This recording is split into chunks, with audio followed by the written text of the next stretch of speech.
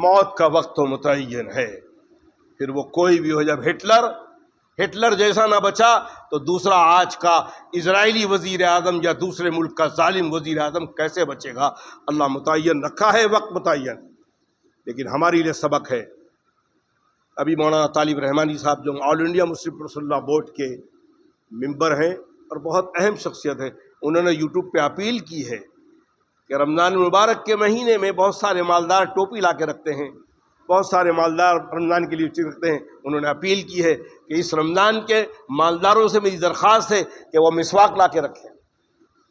بڑی اہم بات بتائی، مسواک لا کے رکھیں، اور لوگ اپنے گھروں میں مسواک اپنے جیب میں رکھیں اور مسواک کا استعمال کریں. غزوہ تبوک میں جنگ فتح نہیں ہو رہی تھی، اللہ کے رسول نے پوچھا کہ کیا ہم سے کوئی سنت چھوٹ رہی ہے؟ ایک صحابی نے یا رسول اللہ ہم 4 دن ہو گیا ہے ہم نے مسواک نہیں کی. اللہ کے رسول فرمایا کہ لاؤ مسواک لاؤ، اور سارے صحابہ مسواک کرتے. اللہ نے کافروں پہ دہشت دیا کہ آج تو بھیا یہ دانت گھس رہے، آج تو کچا کھا جائیں گے. اللہ نے جنگ جیت دی. ہم یہ سنت کو زندہ کریں انشاءاللہ.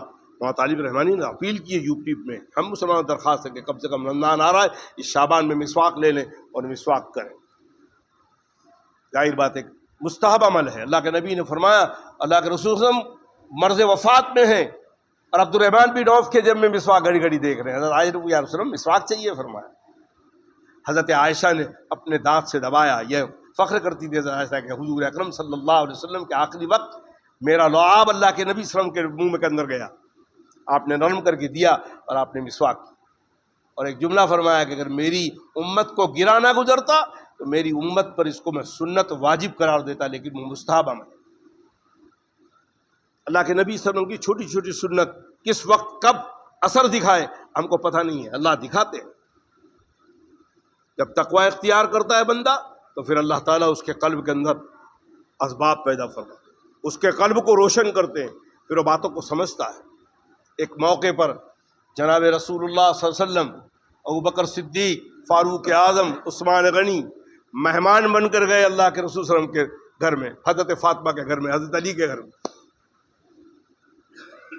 دیکھا حضرت فاطمہ نے، اللہ اکبر، ابا جان آئے ہیں، ابوبکر آئے ہیں، عثمان آئے ہیں، عمر آئے ہیں، کیا دوں مہمان نوازی، کیا کروں، کچھ گھر میں ہے نہیں.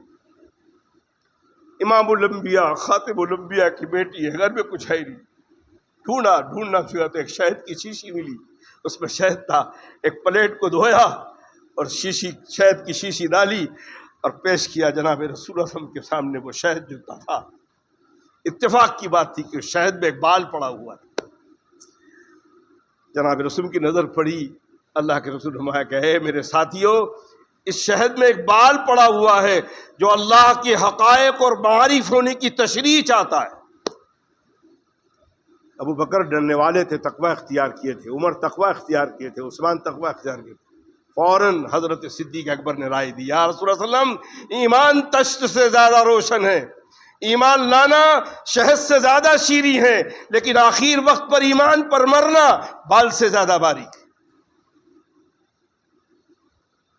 فاروق اعظم دے رہے ہیں اپنی رائے، یا رسول اللہ صلی اللہ علیہ وسلم حکومت تشت سے زیادہ روشن ہے، حکمرانی شہد سے زیادہ شیریں ہے، لیکن عدل اور انصاف کرنا بال سے زیادہ باریک ہے.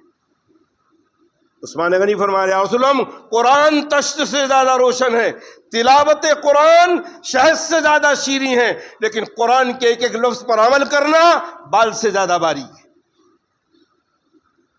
حضرت علی جناب رسول رہے ہیں اپنی راہ، اسلام تشت سے زیادہ روشن ہے، اسلام کو قبول کرنا شہد سے زیادہ شیریں ہے، اسلام پر آخر وقت تک عمل کرنا بال سے زیادہ باریک. حضرت علی رائے دے رہے ہیں، مہمان تشت سے زیادہ روشن ہے، مہمان نواز شہد سے زیادہ شیریں ہے، لیکن مہمان کی خوشنودی حاصل کرنا بال سے زیادہ باریک ہے. حضور اکرم صلی اللہ علیہ وسلم نے حضرت فاطمہ کی طرف اشارہ کیا کہ بیٹی تم بھی آج اس مجلس میں اپنی رائے دے دو. حضرت فاطمہ رائے دے رہے، یا رسول اللہ عورت تشت سے زیادہ روشن ہے، محبت عورت شہد سے زیادہ شیریں ہے، لیکن نظر غیر محرم سے بچنا بال سے زیادہ باریک ہے.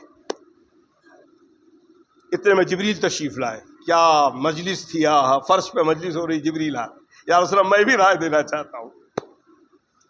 کیا مجلس تھی، اللہ نے ہمیں ایسے بڑے دیے تھے، ہم ان کے ماننے والے کہاں چلے گئے، کہاں سو گئے، اللہ ہمیں جگا دے اپنی قدرت سے۔ حضرت جبریل رائے دے رہے ہیں، یا رسول اللہ شہادت شہد سے زیادہ روشن ہے، شہادت حاصل کرنا شہد سے زیادہ شیریں ہے، لیکن خالص اللہ واسطے شہادت حاصل کرنا بال سے زیادہ باری۔ گئے اور پھر تھوڑی دیر بعد واپس آئے، سلام کیا اللہ کے نبی کو، فرمایا یا رسول اللہ صلی اللہ علیہ وسلم اللہ بھی آپ کی اس مجلس پہ اپنی رائے دینا چاہتے ہیں۔ اللہ رائے دے رہے ہیں کہ میرے محبوب صاحب میری اپنی امت کو خبر دے دینا، جنت شہد سے، جنت تشت سے زیادہ روشن ہے، لذت جنت شہد سے زیادہ شیریں ہے، لیکن امت یاد رکھے پل صراط پار کرنا بال سے زیادہ باری۔ جب تقوی اختیار کرتا ہے بندہ تو پھر اللہ رب العالمین اس انداز سے اس کے دل کو روشن کر، پورا دین لب و لباب ڈال دیا ابو بکر نے اس مسئلے پر، عمر نے ساری چیز لا کے ڈال۔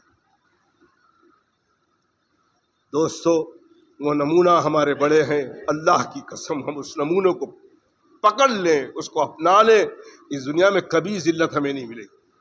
اللہ کے ہاتھ میں قل اللہم مالک الملک تؤتی الملک من تشاء وتعز من تشاء وتذل من تشاء بیدک الخیر انک علی کل شیء قدیر۔ ہم جس کو عزت دینا چاہیں دنیا میں کوئی ہے ہی نہیں جو اس کو ذلیل کر سکے، اور ہم کس کو ذلیل کرنا چاہیں دنیا میں کوئی ہے ہی نہیں جو اس کو عزت دے گا۔ پوری دنیا کے اندر مسلمان ذلیل ہو رہا ہے، کیا خیال ہے آپ کا؟ کیا اس میں اللہ کی مشیت کام نہیں کر رہی ہے؟ پوری دنیا میں ذلیل ہو رہے ہیں، 57 ملک ہیں مسلمانوں کے، اسلامی حکومت ایک بھی نہیں ہے، مسلم حکومت بھی نہیں ہے۔ آزادی ڈے منایا جا رہا ہے، ونٹالین ڈے منایا جا رہا ہے، عورتیں اپنی آزادی کے دن منائے جا رہے ہیں مسلم حکومتوں میں۔ یہ ان مسلم حکومتوں نے اسلام کو شرمسار کر دیا۔ وہاں یورپ کی تہذیب اچھی لگ رہی ہے، امریکہ کی تہذیب اچھی لگ رہی ہے، نبی پاک صلی اللہ علیہ وسلم کی تہذیب سے نفرت ہو رہی ہے، گھن آتی ہے۔ اللہ ہم سب پہ رحم فرمائے۔ جب ہمارا یہ حال ہوگا تو پھر ظاہر بات ہے کہ اللہ کی رحمت ہمیں نہیں ڈھانپے گی۔ ہمیں تو صحابہ جیسا اپنا ایمان، اپنا اعمال، اپنا اخلاص، اپنا تقوی پیش کرنا ہوگا اللہ کی بارگاہ میں، اللہ کے سامنے پیش کر دیں، پھر اللہ تو مالک الملک ہے، ذوالجلال والاکرام ہے۔ اللہ نے اعلان کر دیا سورہ رحمان نے، کل من علیہا فان ویبقی ربک ذو الجلال والاکرام، ساری دنیا فنا ہونے والی ہے، باقی رہے گی تو وہی ایک ذات اللہ رب العالمین کی۔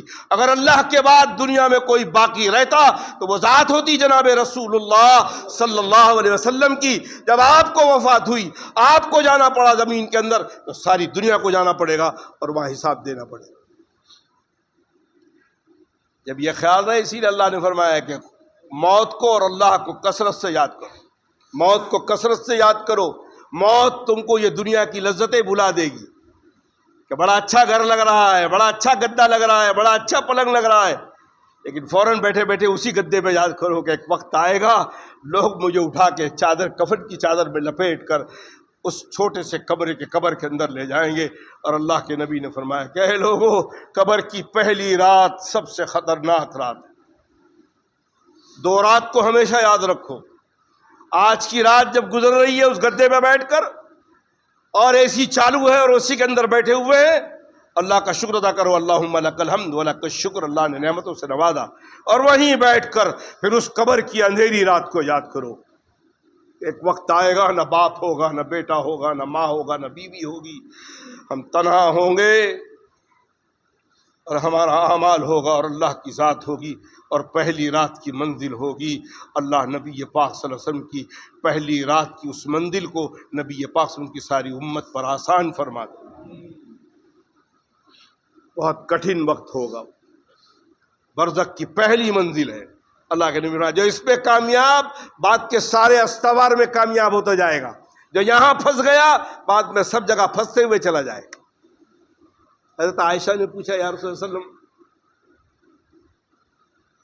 آپ نے فرمایا کہ کل میدان محشر میں سارے لوگ ننگے ہوں گے، بدن پہ کپڑا نہیں ہوگا؟ فرمایا ہاں۔ فرمایا یا رسول اللہ مرد بھی ہوں گے، عورتیں بھی ہوں گی، کیا وہ مرد عورتوں کو دیکھیں گے نہیں اس ننگی حالت میں؟ فرمایا عائشہ وہاں کا دن اتنی مصیبت زدہ ہوگا کہ کسی کو دیکھنے کی فرصت نہیں ملے گی۔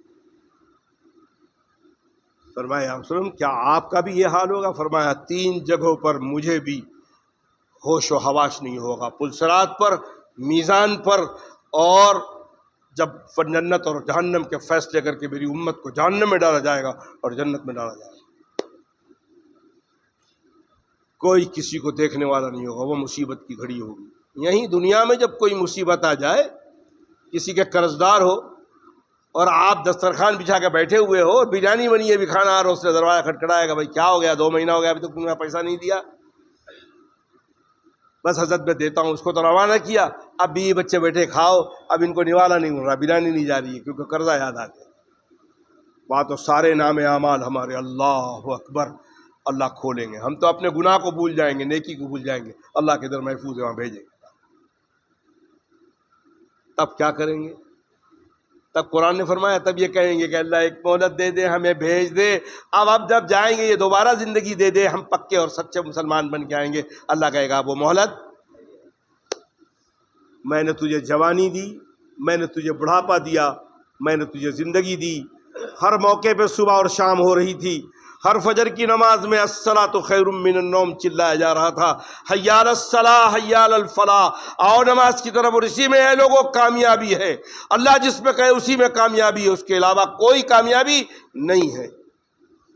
تم نے کتنا، شیخ عبد القادر جیلانی نے فرمایا اے لوگو تم یہ فجر کو خالی یہ فجر سمجھتے ہو کہ ہم 2 رکعت نماز آ کے پڑھ لیتے ہیں؟ اور یہ فجر ان دن کا شروعات ہے، تمہارے نام اعمال کی شروعات ہے، تمہاری روح کی شروعات ہے، تمہارے جسم کی شروعات ہے، تمہارے اس یقین کی شروعات ہے کہ اللہ اپنے بندے کو دیکھتا ہے کہ میرا بندے کو نیند پسند ہے یا میرا حکم پسند ہے، کہ میرے حکم کے لیے وہ نیند کو چھوڑتا ہے، آنکھ مسلتے ہوئے اللہ کو یاد کرنے آتا ہے۔ اس امت میں ایک کام اور چھوٹ گیا کہ تہجد کی نماز کا نظام چلا گیا۔ ایک وقت ہوا کہ کثرت سے اللہ والے تہجد کی نماز پڑھا کرتے۔ یہ کون سا وقت ہے؟ نفل نمازوں میں سب سے اعلیٰ افضل وقت تہجد کی نماز۔ اور کون سا وقت ہے؟ جب آسمانی دنیا پہ اللہ کی جیسی شان ہے ویسا رونق افروز ہوتے ہیں اور آواز لگاتے ہیں، اے کوئی مجھ سے مغفرت چاہنے والا کہ میں اس کی مغفرت کر دوں۔ کون پوچھ رہا ہے؟ مالک حقیقی پوچھ رہا ہے۔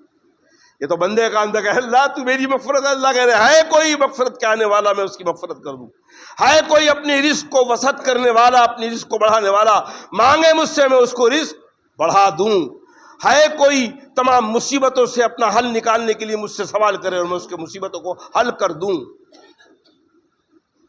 وہاں کوئی 8 رکعت 4 رکعت 2 رکعت میں نہیں بھر دے، بات یہ ہے کہ بندہ اللہ کے حکم کے لیے، اللہ کی محبت کے لیے اپنے وہ نیند کو جو ٹھنڈے گدے نرم بستر پہ سویا ہوا ہے اللہ کے لیے چھوڑے، وضو بنائے اور 2 رکعت پڑھے، اور پھر اسے کہے اللہ میں نے اپنی شان بندگی کر دی، کہاں میری بندگی، کہاں تیری خدائی، کہاں میرے گناہ، کہاں تیری رحمت سمندر کے مانند۔ اے اللہ اس بندے کی اس عمل کو قبول فرما لے، اللہ قبول فرما لے۔